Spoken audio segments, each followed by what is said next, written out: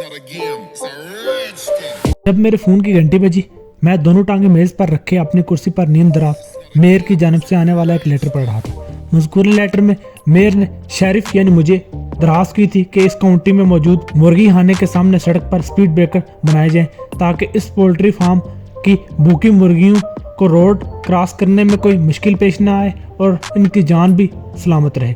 अगर इस दरख्वास्त को हुकूक हैवानात की रोशनी में देखा जाए तो मेयर की सोच काबिल सत्ताइश थी। इंसानों की तरह दीगर जानवरों और परिंदों की सलामती भी अहम है, लेकिन यहाँ मामला कदरे मुख्तलिफ था। अगर काउंटी की सड़कों पर स्पीड ब्रेकर्स की भरमार कर दी जाती है तो स्पीड लिमिट्स को तोड़ने वाली गाड़ियों के चालान में वाज़ेह कमी आ सकती थी, जिसका सीधा सीधा मतलब काउंटी के रेवेन्यू में हसारा ही था और मेरी काउंटी फिलवक्त ऐसे किसी नुकसान की मुतहम्मिल नहीं हो सकती थी। अमरीकी रियासत मिसिसिपी की काउंटी पाइनवुड में पुलिस चीफ नाम का कोई शख्स मौजूद नहीं था, लिहाजा अपना और पुलिस चीफ का काम मुझे ही करना पड़ता और मेरे स्टाफ में सिर्फ एक ड्यूटी शेरिफ जैनी पार्कर थी, यानी हम दो मिलकर काउंटी के हर छोटे बड़े मामले को देखते थे। इन हालात में हम तो खुद को मुर्गियों से ज़्यादा मजलूम और गैर महफूज समझते थे, भला इनके तहफ़्फ़ुज़ के लिए हम क्या कर सकते थे। तीसरी घंटी पर मैं सीधा होकर बैठ गया और मेयर के लेटर को एक तरफ रखकर रिसीवर उठा लिया और मोतदिल अंदाज में कहा, हेलो शेरिफ रेमंड बात कर रहा हूँ। अरे दूसरी तरफ मौजूद शख्स ने अपना तारुफ कराते हुए बताया, मैं डोनाल्ड हैमिल्टन बोल रहा हूँ। हाँ डोनी, मैंने तशवीश पर लहजे में पूछा, तुम्हारी आवाज़ से परेशानी झलक रही है, सब खैरियत तो है ना। मैंने डोनी के साथ कई साल पहले पाइनवुड हाई स्कूल से एक साथ ग्रेजुएशन किया था। बाद में मैंने पुलिस का शोबा ज्वाइन कर लिया और वक्त गुजारने के साथ मैं शेरिफ के ओहदे तक जा पहुंचा और डॉनी इस वक्त मकामी हाई स्कूल का प्रिंसिपल था। रे मुझे तुम्हारे मशवरे की ज़रूरत है, डॉनी ने इस तरारी लहजे में जवाब दिया। क्या तुम मेरे पास आ सकते हो? अरे मामला क्या है? मैंने उलझा लहजे में दरियाफ्त किया। कुछ बताओ तो सही। जवाब में डॉनी ने मुझे बताया कि आर्लेन पोल नामी एक औरत ने फ़ोन पर इसे बताया है कि आज सुबह इसकी बेटी लॉरा के लाकर से किसी ने इसका कीमती ब्रेसलेट चुरा लिया है। लॉरा स्कूल में 11th ग्रेड की स्टूडेंट है। लॉरा को इसी की क्लास फेलो की तरफ से एक नोट भी मिला था जिसके मुताबिक लॉरा का कोर्टनी किक नामी एक स्टूडेंट ने चुराया था। एक मिनट जरा तहम्मुल से डॉनी, मैंने लसानियत भरे लहजे में कहा, तुम मुझे कंफ्यूज कर रहे हो। तुम क्या ये कहना चाह रही हो कि लॉरा की माँ इस चोरी के हवाले से किसी हर्जाने वगैरह का मुतालबा कर रही है? आर्लन पॉल ने मुझसे ऐसी कोई बात नहीं की, डोनाल्ड ने कहा। मैंने पूछा, फिर भी वो तुमसे क्या चाहती है? इसका कहना है कि कोर्टनी को फौरन स्कूल से निकाल दिया जाए, डॉनी ने बताया, और कोर्टनी की जगह इसकी बेटी लॉरा को इंतखाबात का फातिह करार दिया जाए। इंतखाबात बेसाता मेरे मुंह से निकला। हाँ, जूनियर क्लास का प्रेसिडेंट मुंतखब करने के लिए स्कूल में इलेक्शन का इनेकाद किया गया था। इसके मुकाबले में लॉरा ने इलेक्शन लड़ा था और वो बुरी तरह हार गई थी, डोनी ने वजाहत करते हुए कहा। आर्लेन पोल का कहना है कि किसी चोर को सदर बनने का हक नहीं, चुनाचा कोर्टनी किक को उसके ओहदे से हटाकर लॉरा को जूनियर क्लास पर प्रेसिडेंट बना दिया जाए। इस तरह का इलेक्शन तो मेरे ख्याल में, मैंने मुतज़ब्ज़ब लहजे में कहा, एक तालीमी साल के मुकम्मल होने पर मुनक्कद किया जाता है और अभी तो इसमें चंद माह हैं। रे तुम्हारा ख्याल दुरुस्त है, डॉनी ने तायदी अंदाज में कहा, लेकिन एक फैमिली के अचानक पाइनवुड से चले जाने पर यह काम करना पड़ा। मैंने जिस फैमिली का जिक्र किया है इससे पहले इनकी बेटी जूनियर क्लास में प्रेसिडेंट थी। इसके स्कूल छोड़ने पर हमें कबल अज़ वक्त इलेक्शन कराना पड़ा है। ये तो समझ गया कि लॉरा की माँ तुमसे क्या चाहती है, मैंने ठहरे हुए लहजे में बताया। अब ये भी बता दो किस सिचुएशन में मैं तुम्हारे लिए क्या कर सकता हूँ। आर्लन पोल मुझसे बात करने स्कूल आ रही है। इसने कहा, मैं चाहता हूँ तुम हमारी गुफ्तगू के वक्त मेरे ऑफिस में मौजूद हो, बस मुझे तुमसे इतनी ही फेवर चाहिए। डॉनी, ये बात तुम अच्छी तरह भी जानते हो कि स्कूल के मसाइल को हल करना स्कूल ऑफिस का काम है। मैंने कहा, इस हवाले से स्कूल में एक डिपार्टमेंट मौजूद है, मुझे इस मामले में घसीटने की बजाय तुम उन लोगों से रब्ता करो, वो खुद आर्लन पोल को हैंडल कर लेंगे। तुम ठीक कह रहे हो रेमंड, डॉनी मोतदिल अंदाज में बोला, लेकिन ये भी तो देखो कि मैं हाल ही में स्कूल का प्रिंसिपल बना हूँ और आर्लन पॉल खास तौर पर मुझसे मिलने आ रही है। अगर मैं इसकी शिकायत करूंगा तो ये मेरे और मेरी जॉब के हक में बेहतर नहीं होगा। ये नई प्रिंसिपल वाली जिम्मेदारी का मुझ पर दबाव है। तुम समझ रहे हो ना मैं क्या कह रहा हूँ? हाँ, मैं तुम्हारी पोजीशन को समझ सकता हूँ, मैंने सरसरी अंदाज में कहा। मैं तुमसे चंद सवालात करूंगा, तुम इनका जवाब दो, इसके बाद ही मैं तुम्हारे पास आने या ना आने का फैसला करूंगा। मेरा आज का दिन बहुत ज़्यादा मसरूफ था, वो दोपहर का वक्त था। कुछ देर के बाद मेरी गर्लफ्रेंड क्लाडिया मुझसे मिलने आने वाली थी। क्लाडिया का ताल्लुक भी पाइनवुड से ही था। इसने कानून की तालीम हासिल कर रखी थी और एक अच्छी लॉ फर्म में जॉब करने के बाद वो न्यूयॉर्क चली गई थी। इसने नाम और पैसा अच्छे तरीके से कमाया था, लेकिन फिर पता नहीं क्या हुआ कि इसने कानून के पेशे को हैदराबाद कह दिया और न्यूयॉर्क से वापस मिसिसिपी पाइनवुड आ गई। इसने फिक्शन राइटर की हैसियत से मिस्ट्री नावल लिखने का फैसला किया और इस काम के लिए पाइनवुड से ज्यादा पुरसुकून और जगह कोई हो ही नहीं सकती थी। मैं क्लाडिया के मिजाज से बखूबी वाकिफ था। हमारे दरमियान कई बार ब्रेकअप हो चुका था, लेकिन बाहर क्या, आजकल हम एक साथ ही थे। एयरपीस में उभरने वाली आवाज डोनाल्डो की थी। उसने मुझे चौंका दिया। वो कह रहा था, हाँ पूछो, मैं जवाब दूंगा। तुमने बताया है कि जिस लड़की का ब्रेसलेट चोरी हुआ है इसे कोई नोट मिला था। मैंने कहा इस नोट से पता चला है कि मज़कूरा ब्रेसलेट कोर्टनी किक ने चुराया है। हाँ, इस नोट को लेकर वो बहुत अपसेट थी। इसका लाकर खाली था। डॉनी ने जवाब दिया। आज सुबह दूसरे पीरियड के बाद लॉरा की माँ आर्लिन पॉल इसे अपने साथ घर ले गई थी। तुम्हारा मतलब है आर्लिन पॉल स्कूल आई और अपनी बेटी को लेकर चली गई? नहीं, आर्लिन पॉल सुबह ही से स्कूल में मौजूद थी। डॉनी ने मेरे इस्तफसार पर जवाब दिया। दरअसल आर्लिन पॉल की कंपनी हमारे स्कूल में एक नुमाइश लगा रखी है, इसलिए वो यहाँ थी और दोबारा भी आने वाली है। मिसिस पॉल किस किस्म की कंपनी चलाती हैं? मैंने पूछा। वो एक डॉल हाउस बनाने वाली कंपनी के लिए काम करती है, डोनाल्डो ने जवाब दिया।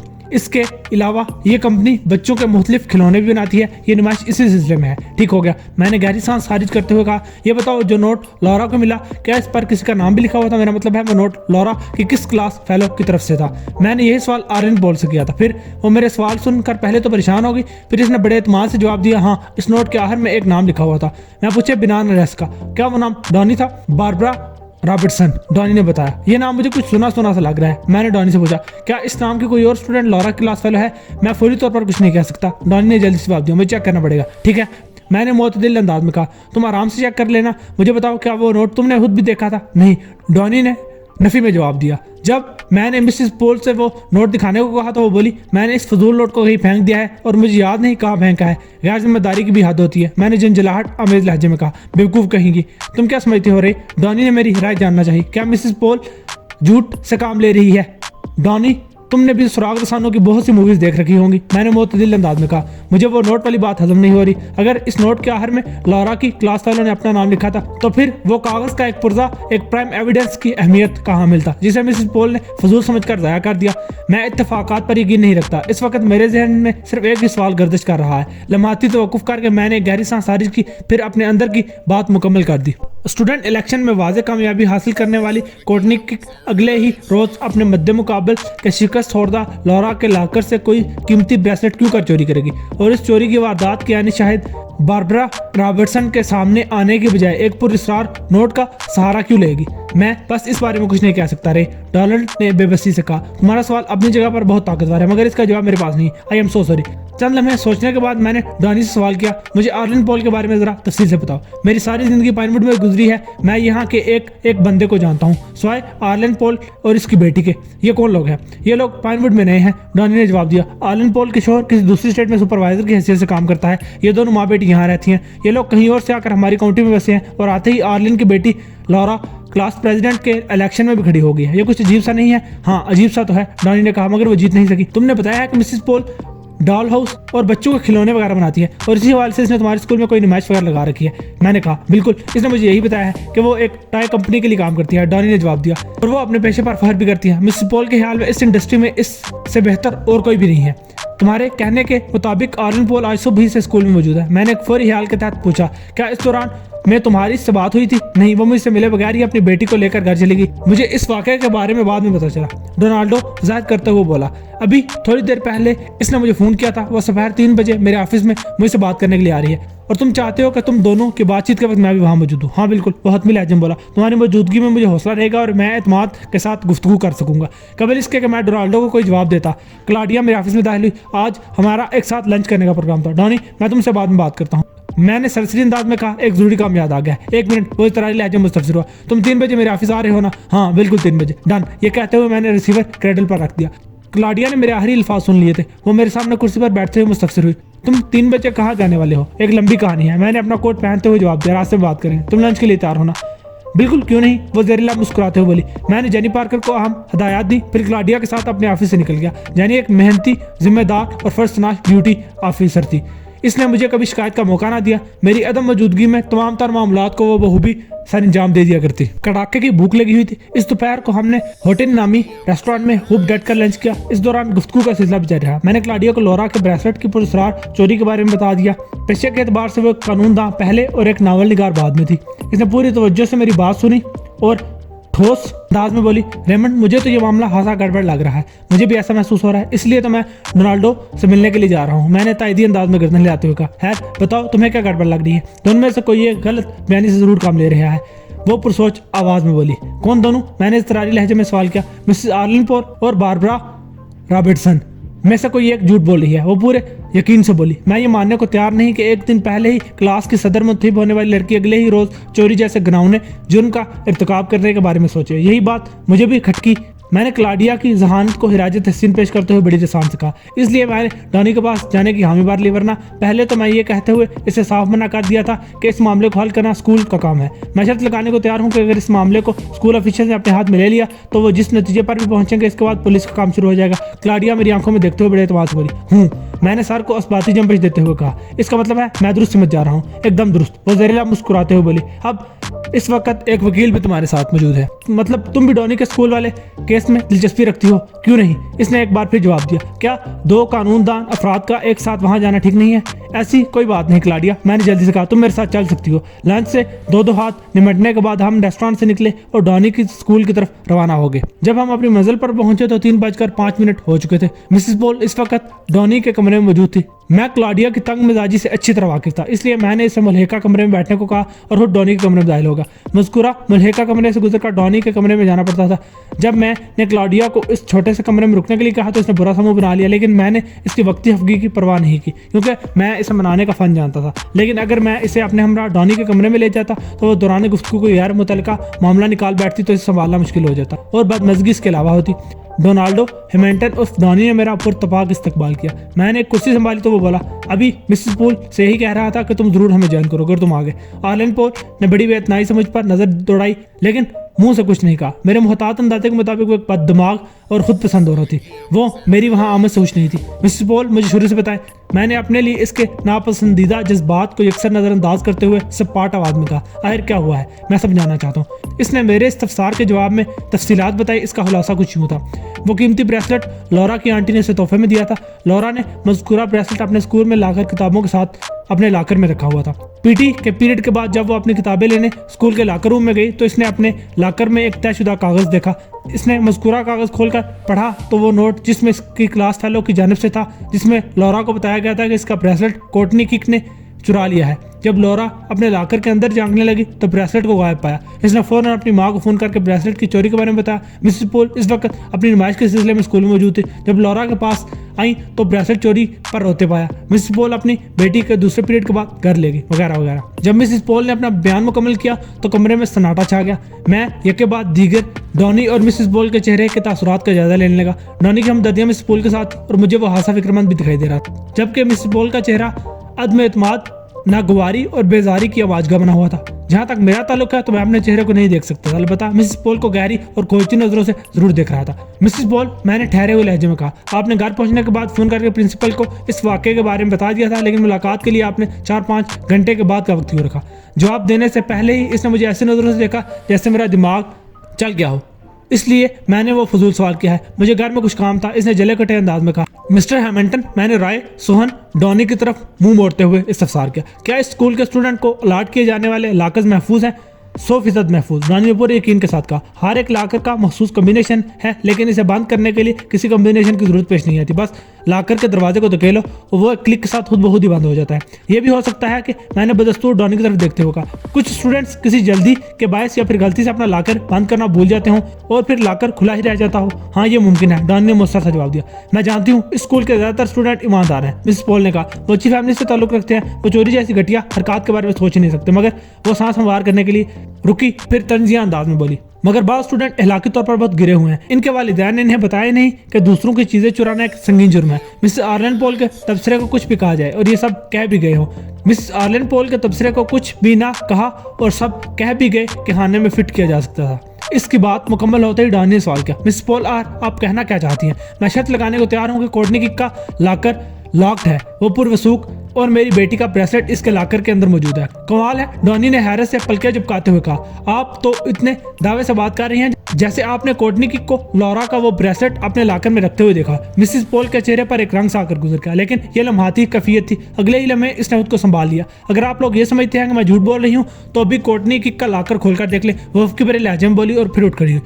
अगर कोर्टनी किक के लाकर में मेरी बेटी का ब्रेसलेट मौजूद हुआ तो, इसने धमकियां में लहजे में कहा, तो मैं इस चोर लड़की को इस स्कूल में नहीं देखना चाहूंगा। और आप मिस्टर प्रिंसिपल, वो उंगली से डोनाल्ड हैमिल्टन की तरफ इशारा करते हुए, तुर्श लहजे में बोली, मैं आपसे मुतालबा करती हूँ कि कोर्टनी किक को स्कूल से निकालकर मेरी बेटी को जूनियर क्लास में प्रेसिडेंट डिक्लेयर कर दें। यही नहीं बल्कि हर उस शख्स को मुझसे और लॉरा से माफ़ी मांगनी होगी जो इस साजिश में मुलविस था, बशमूल आप दोनों के। एक और सवाल। मैंने मिसेस बॉल की बकवास पर ध्यान दिए बगैर डॉनी से पूछा, मैं जानना चाहता हूँ कि स्कूल की सफाई सुथराई का काम किस वक्त किया जाता है? स्कूल की तमाम सरगर्मियां खत्म हो जाने के बाद। इसने जवाब दिया, यानी दोपहर 4 से 6 बजे के दरमियान। क्या लॉकर रूम की सफाई के दौरान तमाम लॉकर्स की झाड़ पोंछ भी की जाती है? बिल्कुल जनाब, वो जोर देकर बोला। न सिर्फ झाड़ पोंछ की जाती है बल्कि हर लॉकर के हैंडल पर मखसूस सैनिटाइजर का बाकायदा स्प्रे भी किया जाता है। बहुत खूब, मैंने मोतदिल अंदाज में कहा। इसका मतलब है आज वाली सफाई अभी नहीं हुई? जी हाँ, वो उस बात में गर्दन हिलाते हुए बोला, हमारे जाने के बाद सफाई का अमल शुरू किया जाएगा। ठीक है, मैं ड्यूटी शेरिफ जेनी पार्कर को यहाँ बुला रहा हूँ, मैंने मिस पॉल की आंखों में झांकते हुए कहा, और वो भी किट के साथ। किट? कैसी किट? वो घबराहट अमेज लहजे में मुस्तफसर हुई। फिंगरप्रिंट्स उठाने वाली किट, मैंने सरसराती हुई आवाज में जवाब दिया। ये सब किस लिए? वो फटी हुई आवाज में बोली, मैं कोर्टनी किक के लॉकर के हैंडल और दरवाजे से फिंगरप्रिंट्स हासिल करना चाहता हूँ। मैंने गंभीर अंदाज में वजाहत करते हुए कहा, बस इतनी सी बात है, आपको वहाँ सिर्फ और सिर्फ कोर्टनी किक के ही फिंगरप्रिंट्स मिलेंगे। मिस पॉल ने कहा, मेरा ख्याल आपके भी लक्स है मिस्टर पॉल। मैंने इनके चेहरे पर निगाह जमाकर सनसनाते हुए लहजे में कहा, इस लॉकर के किसी भी हिस्से पर कोर्टनी किक के उंगलियों के निशानात हरगिज़ ना मिलेंगे, क्योंकि कल शाम में लॉकर रूम की सफाई अच्छे तरीके से की गई है और आज मैंने ड्रामाई अंदाज में तवक्कुफ किया, फिर इन अल्फाज में इजाफा कर दिया, और आज कोर्टनी किक स्कूल आई ही नहीं।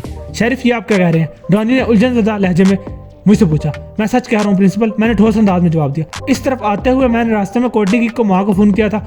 मैं जानना चाहता था कि इस मीटिंग में अगर मिसेस पॉल मौजूद है तो मिसेस किक को भी लाजमी होना चाहिए, लेकिन मिसेस किक ने मुझे बताया कि कोर्टनी की तबीयत कल रात से ही बहुत खराब है, इसलिए आज इसने स्कूल से छुट्टी की है। तो मैंने रुककर मिसेस पॉल के चेहरे के तासुरात का जायजा लेते हुए कहा और अपनी बात मुकम्मल करते हुए बोला, जब कोर्टनी किक आज स्कूल ही नहीं आई तो जाहिर है लॉकर के हैंडल या किसी भी हिस्से पर इसके फिंगरप्रिंट्स नहीं मिलेंगे, और जिसके फिंगरप्रिंट्स मिलेंगे इसने लॉरा का ब्रेसलेट कोर्टनी किक के लॉकर में रखा होगा। Very simple.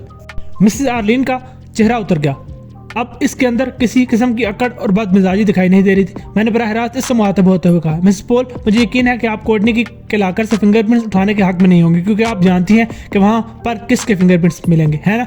इसका रंग पीला पड़ गया। इसने जुबान से एक लफ्ज़ अदा नहीं किया और हरासा नजरों से कभी मुझे और कभी डॉनी को देखने लगी। तुम्हारी बेटी लारा को मालूम नहीं कि आज तुमने कौन सा कारनामा अंजाम दिया है? मैंने बदस्तूर मिसेस पॉल को घूरते हुए एक्सपर्ट आवाज में कहा। वो एक झटके से उठ खड़ी हुई, कुछ भी नहीं हो सकता। इसने बरहमी भरे लहजे में कहा, तुम सब लोग आपस में मिले हुए, मैं जा रही हूँ। बाढ़ में गया ब्रेसलेट और तुम दोनों भी। मैं लॉरा के कीमती ब्रेसलेट को बाढ़ में नहीं बेच सकता। मिसेस पॉल, मैंने बागशाफ अंदाज में कहा, तुमने अपनी बेटी को जूनियर क्लास के सदर बनवाने के लिए इस ब्रेसलेट को मुंतहिब सदर कोर्टनी किक के लॉकर में रखा ताकि कोर्टनी किक को चोरी का इल्जाम में स्कूल से निकाल दिया जाए और उसके बाद लॉरा को इस जगह का सदर बना दिया। थोड़ी ही देर में मैं कोर्टनी किक के लॉकर पर से तुम्हारे फिंगरप्रिंट्स हासिल करने में कामयाब हो जाऊंगा। इसके बाद मैं इस मामले को डोनाल्ड की स्वाबदीद पर छोड़कर चला जाऊंगा। प्रिंसिपल की मर्जी के वो तुम्हारे साथ जो लोग भी चाहे करे। इस सिलसिले में अगर कोई मुझसे फैसला करवाना चाहता हो तो इस हरकत पर मैं तुम्हें स्कूल के झंडे वाले पोल पर उल्टा लटका देता। My foot. इसने पाँव पटक कर खा जाने वाली नजरों से मुझे देखा और डॉनी के ऑफिस से निकल गई। रे, डॉनी ने मुझसे पूछा, इसे क्या हुआ है? वही हुआ है जो किसी चोर की चोरी पकड़े जाने के बाद इसके साथ होता है। मैंने सोच में डूबे हुए लहजे में कहा, बेचारी सच का सामना नहीं कर पाई और 9 तो 11 हो गई। लेकिन तुम्हारे जहन में ख्याल कैसे आया कि कोर्टनी किक के लॉकर पर मिसेस पॉल के फिंगरप्रिंट्स होंगे? इस मक्कार औरत ने तुम्हें बताया था कि लॉरा के लॉकर पर चिपके हुए नोट पर बारबरा रॉबर्टसन का नाम लिखा हुआ था। क्या तुमने चेक किया कि इस नाम की कोई स्टूडेंट लॉरा क्लास फेलो है या नहीं? हाँ, तुमने फ़ोन पर बात करने के बाद मैंने चेक किया था। वगैरह संजीदगी से बोला, इस नाम की कोई स्टूडेंट भी हमारे स्कूल में नहीं। इस नाम ने मुझे भी क्लिक किया और इसी वक्त मुझे मिस पॉल पर शक हो गया। मैंने ठहरे हुए लहजे में कहा, तुमने मुझे बताया था कि मिस पॉल किसी टॉय कंपनी के लिए काम करती हैं। गुड़िया घर, डॉल हाउस तैयार करना इसके पेशे की खासियत है। और जब तुमने इससे पूछा कि वो नोट लॉरा की किस क्लास फेलो ने लॉरा के लॉकर में चिपकाया था, तो वो पहले तुम्हारे सवाल पर घबरा गई। फिर इसने जल्दी से बारबरा रॉबर्टसन का नाम ले लिया, क्योंकि ये नाम इसकी याददाश्त में महफूज है। इसलिए इसके जहन ने फौरी तौर पर इस नाम को इसकी जुबान से खारिज करा दिया। मैं कुछ समझा नहीं। वो बेजारी से बोला, तुम बारबरा रॉबर्टसन के नाम से क्या साबित करना चाहते हो? मेरी बात ध्यान से सुनो डॉनी। मैंने इसकी आंखों में देखते हुए कहा, मिस पॉल डॉल हाउस तैयार करने की माहिर है और डॉल हाउस का बारबी डॉल से गहरा ताल्लुक है। हाँ है तो मैंने एक लफ्ज़ पर दबाव डालते हुए कहा, बारबी का असल नाम बारबरा रॉबर्टसन है। ये नाम हर वक्त मिस आर्लिन पॉल के जहन में रहता है, इसलिए तुम्हारे पूछने पर जब फौरी तौर पर इसे कुछ नहीं सुझाई दिया तो इसने ये नाम बोल दिया। तुम मुझे बना तो नहीं रहे हो रेमंड? इसने शख्सदा नजरों से मुझे देखा। अगर मेरी बात का यकीन नहीं आ रहा तो बारबी को गूगल करके देख लो। मैंने कुर्सी छोड़ते हुए कहा, तुम्हें खुद ही पता चल जाएगा कि रियासत विस्कॉन्सिन के इलाके में विलो में रहने वाली एक औरत बारबी रॉबर्टसन ने बारबी डॉल्स को तहलीक किया था और इस शाहकार खिलौने को बारबरा रॉबर्टसन के नाम से रजिस्टर कराया था। डॉनी को हक्का पक्का छोड़कर मैं ऑफिस से निकल आया। वापसी के सफर में क्लॉडिया ने मुझसे पूछा, रेमंड तुमने डॉनी और मिसेस आर्लिन के सामने गलत बयानी क्यों की? कौन सी गलत बयानी? मैंने हैरत भरे लहजे में सवाल किया। तुम लोगों के बीच जो भी गुफ्तगू हुई इसे कान लगाकर मैंने भी सुना है। वो तीखे अंदाज में बोली, तुम्हारे ऑफिस से लेकर डॉनी के ऑफिस तक मैं तुम्हारे साथ रही हूँ और इस वक्त भी तुम्हारे हमरा हूँ। मुझे बताओ कि तुमने कब और किस वक्त कोर्टनी की माँ को फोन किया? मैंने वो अंधेरे में एक तीर चलाया था। मैंने साफ को इस काम लेते हुए कहा, मुझे शुरू ही से मिसेस आर्लिन पॉल पर शक था। बस इसकी जुबान से सच उगलवाने के लिए मैंने ये एक चाल चली थी। तुम एक फिक्शन राइटर हो, तुम्हें ये बात अच्छे तरीके से मालूम है कि कहानी में ट्विस्ट डालने के लिए बाज़ औक़ात रंग रोगन से भी काम लिया जाता है और ये तुम्हारी चाल कामयाब रही। वो तारीफी नजरों से मुझे देखते हुए बोली, एक मौसर सी मीटिंग में तुमने इंसाफ के तकाजे पूरे कर दिए। मैंने इंसाफ का परचम बुलंद रखने के लिए कुछ किया या नहीं ये मुझे नहीं मालूम। हाँ ये जरूर है कि मैंने कोर्टनी के साथ नाइंसाफी नहीं होने दी। अगर मिसेस आर्लिन पॉल अपनी साजिश में कामयाब हो जाती तो बेचारी कोर्टनी के साथ बड़ी जाती हो जाती और इसके साथ कोई यार मुस्तहिक स्टूडेंट लॉरा को जूनियर क्लास का सदर भी बना दिया जाता। रेमंड तुम एक नुक्ता बिन शख्स हो, क्लॉडिया ने गहरी संजीदगी से मुझसे कहा, जिसका तुक्का भी न सिर्फ तीर बन जाता है बल्कि तुम जब इस तीर को अंधेरे में भी चलाते हो तो ये निशाने पर जाकर बैठता है। मैंने नन्ही सी हूं पर इत्तफाक किया।